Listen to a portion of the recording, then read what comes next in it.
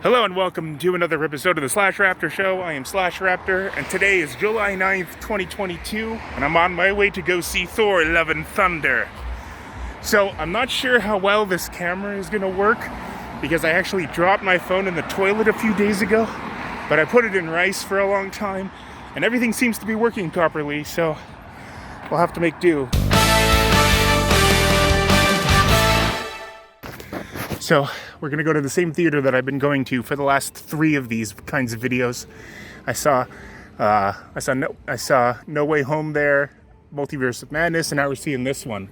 So, I'm actually pretty excited. I didn't realize that I was excited for this one until I thought about it, because now that Thor has joined the Guardians, we basically get 2 movies every time there's a Guardians movie or a Thor movie, and this will be the first time that we see how they work together, because they were kind of adversarial during Infinity War, and then we didn't really get to see them together in Endgame because of the snap.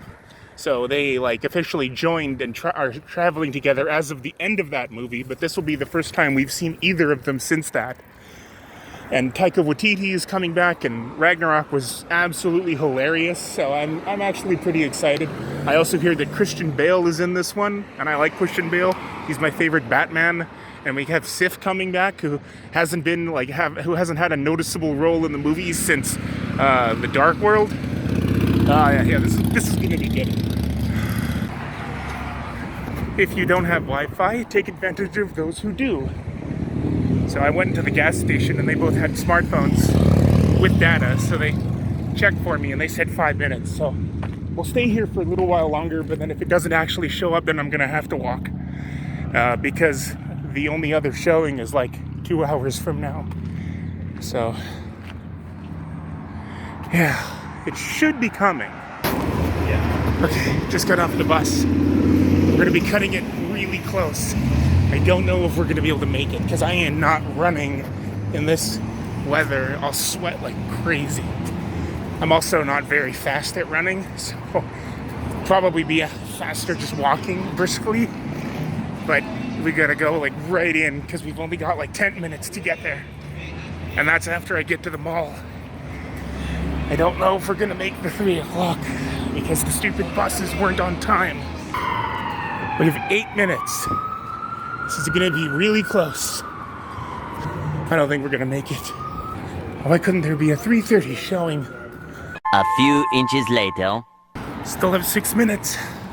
We might just do it. I'm almost at the doors.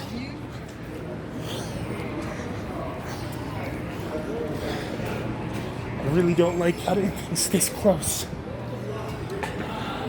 Okay.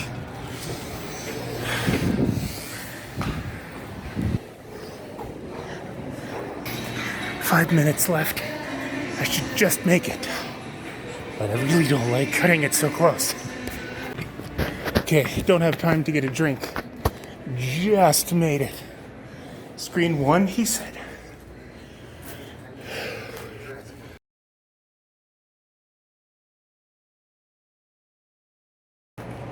Okay, I'm out of the movie. It's about 2 hours. I'm kind of underwhelmed. It wasn't bad, because the first 2 Thor movies were not very good. It's better than those 2, but I still think Ragnarok was overall better. And Jane Foster has never been one of my favorite MCU characters. I just thought she was horribly cheesy, and just her all of a sudden coming back seemed kind of weird. Where's she been all this time? And we never see this breakup. And they also try and make it seem like there was this relationship where they were spending a lot of time together that never happened in the movies, because the last we see of her is at the end of the second one.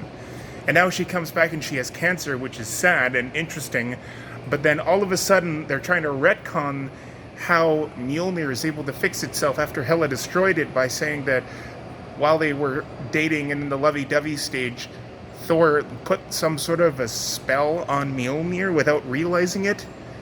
And then when Jane's cancer got worse, she heard Mjolnir's voice, and then it was somehow able to put itself back together. But if that could happen, why did Thor need a new weapon in the first place? It was broken. like broken. It can't. Like, the whole point of him getting a new weapon was that it couldn't be fixed. But speaking of his weapon, I thought it was hilarious how there were some scenes where they were trying to make it seem like Stormbreaker was jealous because Mjolnir was around again, and he was using terms like X weapons and things. So that was pretty cute, and I think that this is the best use of the character of Jane. But I don't know. It just didn't feel like anything new, because the fact, like, there was two Thors, but it didn't amount to the same thing as I would have thought it would have, because Thor is still Thor, so it's just Jane, but like with the powers of a god. Because I think in one iteration of the comics, actually that's like the one that I thought they were going to do when they adapted Thor, is how Thor is actually a doctor or like somebody in a wheelchair who finds Thor's hammer, and then he gets the powers of Thor, which is what happens to Jane after the spell that Thor inadvertently puts on Mjolnir. Except she's not in a wheelchair, and it turns out that she got the hammer because she thought it was gonna, cure her cancer, but it was actually making it worse. And it just seemed really out of character for her to start using it even though she knows that it's killing her. And I thought that Christian Bale was actually really good as the villain. I could barely recognize him a lot of the time because he's like cursed by a sword, and he was actually one of the more interesting bad guys that I think that the Thors have seen. But some of the bad parts are that it felt kind of rehashed. There was nothing new about this movie. It just felt very been there, done that. It felt like basically the same story as Ragnarok, just with different people. How there's like a big bad guy who's got this big plan, and then it ends up that they're trying to make a team, and the team doesn't work, and then they go fight the bad guy, and Thor wins even though he was like completely underpowered the first time they fought, and then the second time they fight, he's actually able to hold his own. It was the same thing, except in this case it wasn't another god, it was the god Butcher, who I guess might be a character from the comics. But I mean, he was interesting. I actually think I liked him better than Hela, because Hela was kind of boring. Like, I liked the concept of her character and how she gets stronger. Like, she was being like hidden and like locked away until Odin died, and I liked how she got stronger like when she was in Asgard, and I liked how she had been around before Thor. That was interesting. But the character after all that was established was just a generic bad guy. But this guy actually had motivations and things that we see, because the first scene of the movie is the origins of how he became the God Butcher, which I thought was well done. At first I wasn't sure if it was actually the same movie, because it seemed very out of place. But I liked how they showed that. It was not nearly as funny as Ragnarok. Like there's a couple of funny moments, but every one of these movies has that. But no, this one didn't seem as funny. Like the one thing that I had to like cover my mouth from so I didn't laugh too hard was how they incorporated the screaming goats into the movie. That was good. At the beginning, they're given these two goats that scream like the screaming goats. And they're like really big goats that seem to have some kind of magic powers, and they're just screaming the whole movie. That was funny. And then we still had Korg, we still had Valkyrie, that was all fine. But then there was also, it was missing something. It wasn't as funny as I thought it could be, and I think that I think what they didn't do that I thought they should have was make the Guardians of the Galaxy characters in it. They appear at the beginning, and there's like a battle where Thor is like clearly an ally of them, but then they go their separate ways, and it seems like maybe he's already left them, which completely defeats the purpose of him becoming a member of the Guardians of the Galaxy if we never even got to see him in a movie with them. So, like, what was the point of putting him with them if they aren't actually going to follow through with the idea of having Thor and the Guardians of the Galaxy? Like, they might still do it in Guardians 3, but probably not, because it looks like Thor was only with them until he figured out what else he needed, which is kind of lame, because that was the part I was looking forward to the most. Like all the Guardians are there at the beginning, but only Star-Lord and Mantis have like actual speaking lines, and then they're gone for the rest of the movie. It was paced fine, and it was, it was okay. I'm just underwhelmed. Like, definitely not a bad movie. Probably the second best in the Thor thing, and it seems to end that they might make a Thor 5.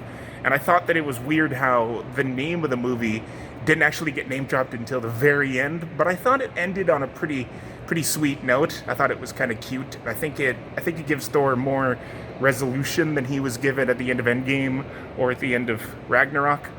So yeah, not terrible, but I was expecting a little bit more. I don't know. I'll give it maybe a 6 out of 10 because it wasn't bad. No, maybe not a 6. It wasn't that bad. Maybe an 8. Maybe 8.5. Yeah, maybe an 8. We'll go with an 8 because Ragnarok is a 10.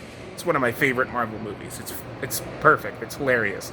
But this one felt too much like Ragnarok and didn't do enough to differentiate itself because even though the story has different things completely, it felt very similar to it because the way that the events played out, and like the same kind of showdown, the same kind of Thor ends up being alone.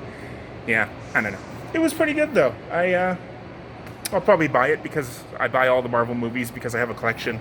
So now I'm all caught up except I need Multiverse of Madness and I need this one. But those aren't out yet because they've only, they just came out recently. So I think that's all the Marvel movies that are coming up. No, Black Panther 2 is coming out, but I don't give a shit about Black Panther 2. I didn't like the first one. It was my least favorite of all the Marvel movies. I thought it was terrible. They ruined it. And I don't even understand how they're making another one when T'Challa's dead, or his actor is dead. Because they said that they're not recasting him. So I don't even know what they're going to do with that. I'm not going to see it. Anyway, that's all the time I have for this episode of the Slash Raptor Show. Thanks for joining me, and I hope to see you right back here in the very near future where we will continue to do more random stuff. Actually, it depends on what I do. But I think the food court should still be open, so I might go get some food. Peace.